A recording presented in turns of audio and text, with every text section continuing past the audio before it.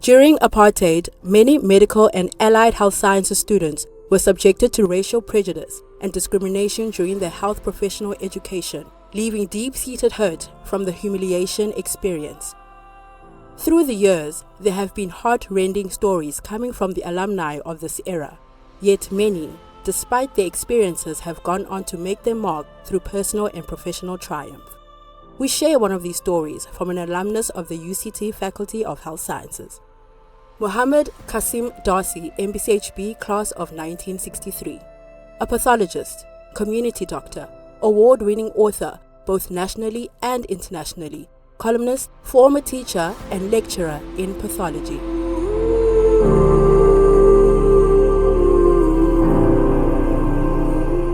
When we got to the first year, we were a small number scattered amongst a whole lot of students up there at the campus.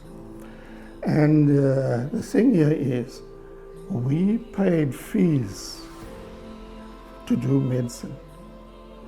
Plus we had to have fees for sporting activities, £20. Coloureds, Indians, they could not access sports.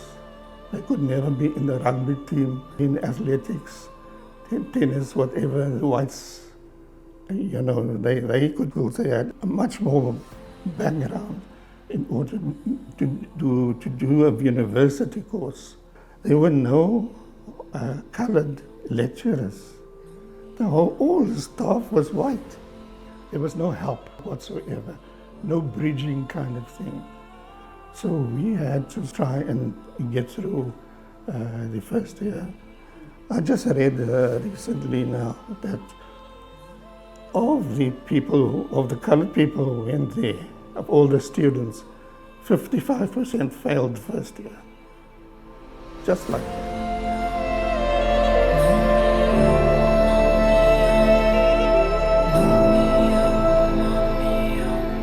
Second year, we were shunted off to a small anatomy dissection room, only black bodies. The whites had the tuition in a big anatomy department.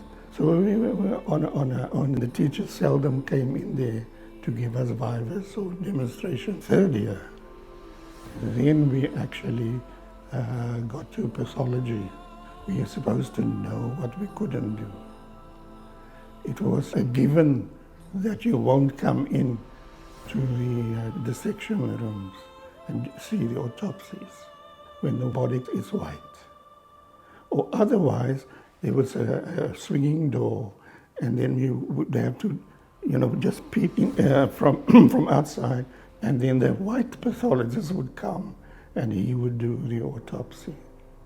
There was not a word of, please come in, you're part of the class. We were not part of the class. It's not that they didn't know. And none of the students said, what are you doing? They're part of our class. Not one. Occasionally they would take the body, open up and take the innards out, and then shift off the body so that we don't see a white skin. I became a pathologist. The innards are all the same. But they didn't think that way. They thought it's white innards and black innards. And so they humiliated us. In the fifth year, there was a small lab, a dissection table, and there was a white pathologist doing this particular autopsy. There was some sitting room on the other side. 4 of us stood there. So, and we sat down, and doctor looked up and said to us, you can't sit there. You must stand outside the door. And Professor came down. They walked past us outside the door. And all the white students, they didn't wonder why we stood outside the door. But the humiliation was so intense. If the earth had opened up, we would have jumped.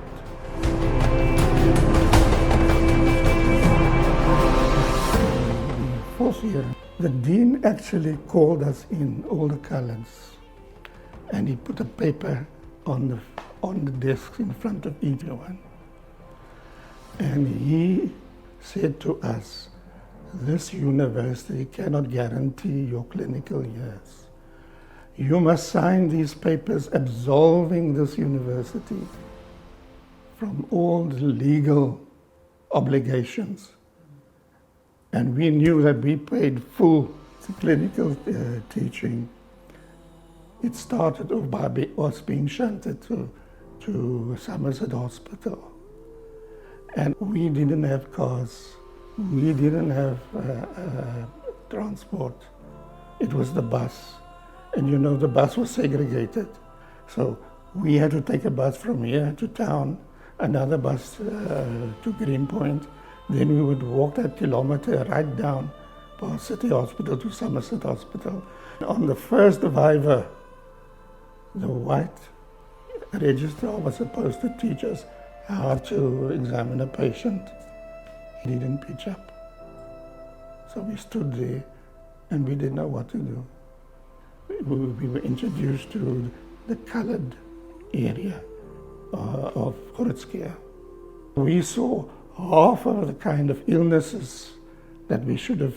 There are certain sections of the population that are prone to certain illnesses, especially in the white will be the old age illnesses and the heart illnesses.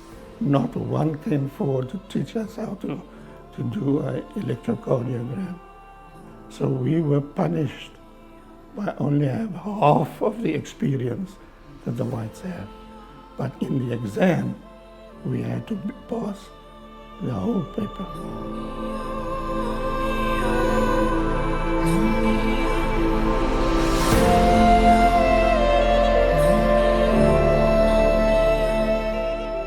I got a phone call from a gynecologist.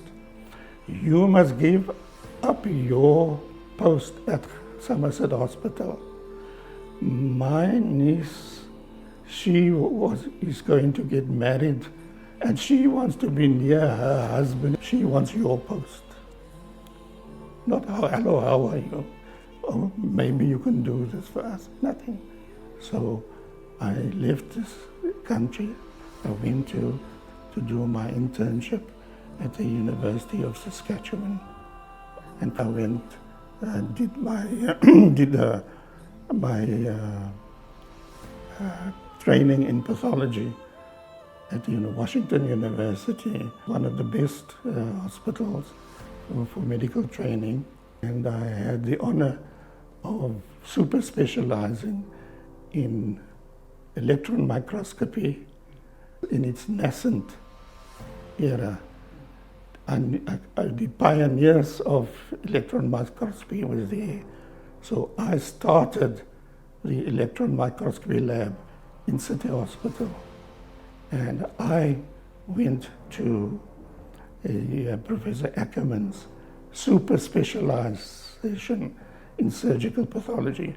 He wrote the book on surgical pathology. The first one, he begged me to be in his department. He called me one day and said, "You're one of the best registrars that ever was in this department." And I said to Dr. Ackerman, "I want to teach pathology. I've accumulated thousands of teaching slides and problem cases. I'm going to teach in my own country." And he said, "Okay." But he says, I've got a post for you. I said, "No, I want to go to Cape Town." And I got to Cape Town. I came to this university, this department of pathology. And Professor was a pathologist. I asked him for a post to teach. And he said to me, "I can give you a post as a junior starting pathologist. But what then if after 5 years you qualify?" what will you have? And he said to me, he pointed in my face with his finger like that. And he said, for you blacks, there's nothing.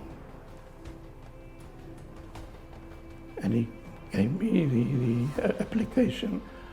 I had 5 years of pathology and a year of super specialization.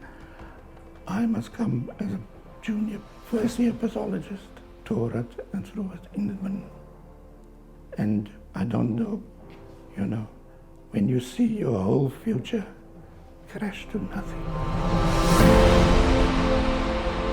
But there's always hope. And I look at myself that I had gone down to write the nadir of despair. I have tried to rise above that and become somebody in some other field. Whether it's now general practice, whether it's now been art, culture, or whatever, there's always a window open.